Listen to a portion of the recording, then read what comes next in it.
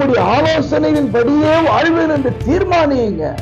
அப்படி தீர்மானித்து வாழ்ந்தால் ஆண்டவர் பார்ப்பார், என் பிள்ளை எவ்வளவா என் சட்டத்துக்கு என் சித்தத்துக்கு செய்ய ஒப்பு கொடுக்கிறது என்று சொல்லி பார்த்து அவருடைய ஆசீர்வாதத்தினால் நம்மை நிரப்பி நடத்த வல்லமுள்ளவராய்.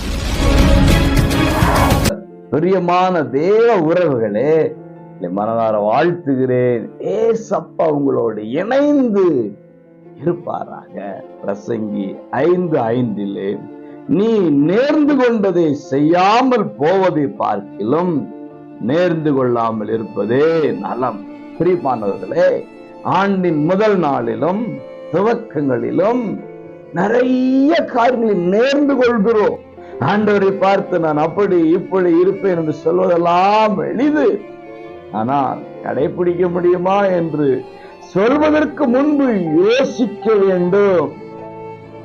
அப்படி இருப்பேன், இப்படி இருப்பேன், அதை செய்வேன், இதை செய்வேன், அப்படியெல்லாம் ஆண்டவர்கிட்ட சொல்வதை காட்டிலும் ஒன்றை சொல்ல வேண்டும். என்னன்னா, உம்மோடு இருப்பதுதான் என் உள்ளத்தின் வாஞ்சை ஐயா. எதுவும் என்னை உம்மை விட்டு பிரிக்காது.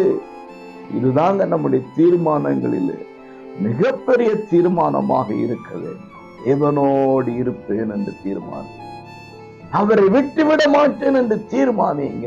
உம்முடைய கரத்தை பிடித்தே நடப்பேன் என்று தீர்மானிங்க. உம்முடைய ஆலோசனையின் படியே வாழ்வேன் என்று தீர்மானிங்க. அப்படி தீர்மானித்து வாழ்ந்தால் ஆண்டவர் பார்ப்பார், என் பிள்ளை எவ்வளவா என் சத்தத்துக்கு என் சித்தத்துக்கு செய்ய ஒப்பு கொடுக்கிறது என்று சொல்லி பார்த்து அவருடைய ஆசீர்வாதத்தினால் நம்மை நிரப்பி நடத்த வல்லமுள்ளவராய். God bless you.